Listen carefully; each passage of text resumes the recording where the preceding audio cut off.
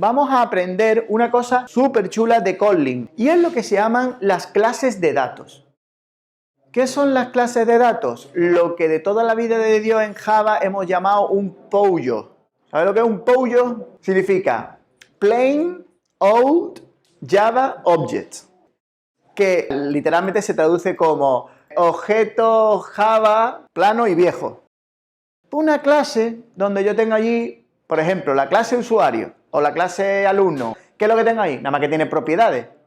Normalmente no tiene métodos. Normalmente representa una entidad. Entonces, ese tipo de clases en Java, ¿cómo la implementabais vosotros? Por ejemplo, si tuvierais que implementar una clase student, ¿qué hacíais? Pues vosotros cogíais y decía public class, student, tal, no sé qué, y ahora le definíais los campos, ¿no? Por ejemplo, el name, el age, el ID, lo que fuera. Y después le hacíais los getters y los setters. Entonces, mirad, voy a crear una clase Java, new Java class, ¿vale? Muy bien.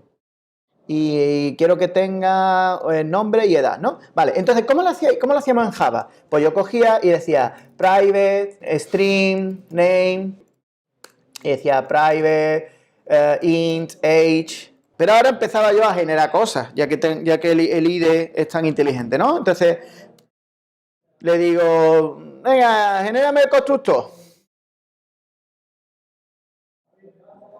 Y ahora decía yo, venga, genérame los getters y los setters. ¿Qué más cosas había que generar? Por ejemplo, el toString. Y dice, venga, pues genérame el toString. ¿Sí? Y decías también, no, pero es que, ¿y si le haces un equals?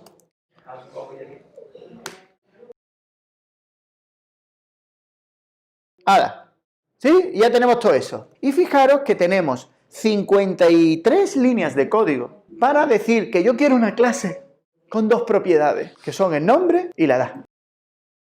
Bueno, pues fijaros, en Kotlin, mirad, puedo crear todo lo que acabáis de ver en una única línea. Olvidaos del data por ahora. Class, user, y aquí le estoy diciendo que voy a tener dos propiedades. Una que se llama name, que es de tipo string, val, y otra age, que es de tipo int, val. Y le pongo data delante. Es muy importante, si no pongo el data delante, me va a crear una clase normal. Pero al decirle que es una clase de datos, básicamente le estoy informando de que me genere un montón de cosas. Me va a generar automáticamente, sin yo escribir ni nada, me va a generar el par de métodos equals y hashcode. Me va a generar el toString con este formato de salida. ¿Sí? Imaginaros que el tío se llama John y tiene 42 años. Ojo con una cosa muy extraña. Me va a generar dos métodos, uno que se llama component1 y otro component2, correspondiente a las propiedades. Es decir, dicho de otra manera, si yo llamo a component1, me va a devolver John. Imaginaros que el tío se llama John y tiene 42 años, ¿vale?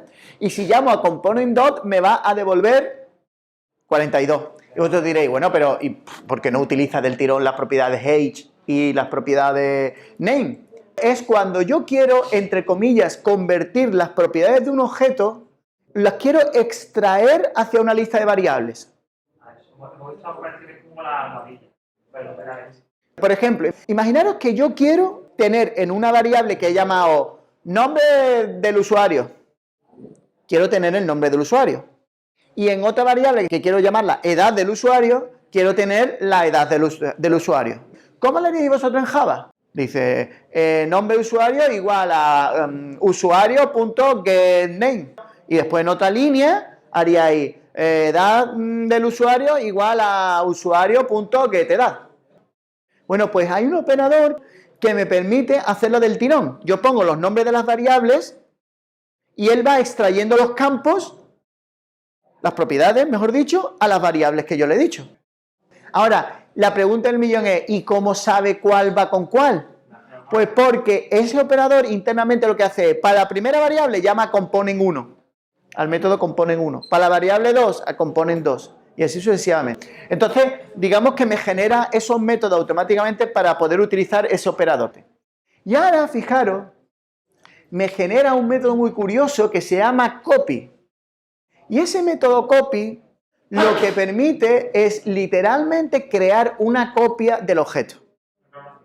Una clonación, efectivamente. ¿Qué requisitos tiene que tener una clase en Kotlin para ser una data class? Pues fijaros, dice que el constructor primario debe contener al menos un parámetro. Hombre, tenemos que tener alguna propiedad, porque si no, no es una clase de datos. Dice, si necesitamos un constructor vacío, podemos asignar al parámetro un valor por defecto. ¿Eso qué significa? Si, por ejemplo, yo quiero que se pueda crear un usuario y que su nombre por defecto sea John y su edad por defecto sea 42, ¿cómo puedo hacerlo? Pues aquí pongo valName.string igual a John y valAge.int igual a 42. Acordaros de que en Kotlin las funciones, incluidos los constructores, los parámetros pueden tener valores por defecto. Ojo, todos los parámetros del constructor primario deben definir propiedades, es decir, deben ser marcados con val o con var. Todos tienen que ser propiedades porque son propiedades de datos. No me vale que me pases simplemente valores para el constructor. Cuando tú creas una clase de tipo data, que es que creas una nueva clase y lo que es la firma de la clase lo pones así y automáticamente lo genera todo. Eso es, ¿eh? Eso es, ¿no? O sea, tú vas a tener una clase user Sí. y en esa clase user Class, no sé qué, pones data class. ya está. Pero él internamente entonces ¡bum! Pero no se ve, ¿no? Tú no lo ves. Vale. Lo genera en el bytecode de Java, de la máquina virtual de Java, ¿vale? Pero que tú todos estos métodos, componen, copy, los tienes disponibles en un objeto de esa clase. Ahora dice, las clases no pueden ser marcadas ni con Astra, ni con Open, ni con Seal, ni con Inner, es decir, que no pueden ser raras, tienen que ser una clase normal y corriente. Oye, Pedro, a mí me parece muy bonito, pero a mí es que el toString que me has generado, a mí no me gusta. Entonces, fijaros que en las clases de datos, fijaros que no aparecen ni llaves. ¿Por qué no aparecen llaves? Porque no estoy implementando nada. No estoy definiendo ningún método, todo lo está haciendo él por lo bajini. Ahora, ¿eso significa que yo no pueda crear mi propia versión de toString? No, claro que la puedes crear. Pero si la creas, tendrás que poner las llaves y tendrás que poner override, toString, no sé cuánto. Es decir, si él ve que tú le estás diciendo un toString determinado, pues él no genera el por defecto, utiliza el tuyo. Y digo lo mismo con el equals y todo. No podemos olvidar que el compilador, a la hora de generar los métodos descritos anteriormente, solo tendrá en cuenta las propiedades definidas en el constructor primario. Es decir, que si a mí me da por poner age aquí debajo, ya no funciona bien. Esta, digamos que es una propiedad de person, pero no estará en el copy, no estará en el equals, no estará en el toString, ni nada de eso. Imaginaros que yo tengo una base de datos, ¿no? Y en una base de datos normalmente tengo que crear muchas clases, lo que se llaman las clases modelo. La gracia es que en Kotlin tú puedes tener definidas todas esas clases en un mismo fichero. Porque todas van a ser prácticamente clases de datos. Y como tienen en una línea nada más, y Kotlin me permite definir más de una clase pública en un fichero, hago ahí y dicen, pues sí que tengo yo aquí definido todo en un fichero. Muy curioso eso. Lo voy a crear un paquete que yo llame, por ejemplo, data. Y dentro de ese data, hago new Kotlin file class. Quiero crear una clase que se va a llamar user. Y la voy a nombrar como una data class. Y hemos dicho que iba a tener, por ejemplo, un ID, por ejemplo, de tipo entero. Va a tener un name de tipo string. Y un age de tipo int. Y ya veis que con eso he definido una clase de datos. Y lo más curioso es que si yo, por ejemplo, instancio una clase de user aquí en main activity, si yo aquí hago val user igual a user, ¿qué me dice? Que me dice, oye, que me tienes que pasar los valores iniciales. Y dice, bueno, pues va a ser el usuario 1, se va a llamar Baldomero y tiene 23 años. Fijaros cómo yo ahora en user, fijaros que tengo. Pues mirad, tengo la propiedad age, la propiedad id, la propiedad name, tengo ese método copy, tengo equals, tengo hashcode, tengo toString,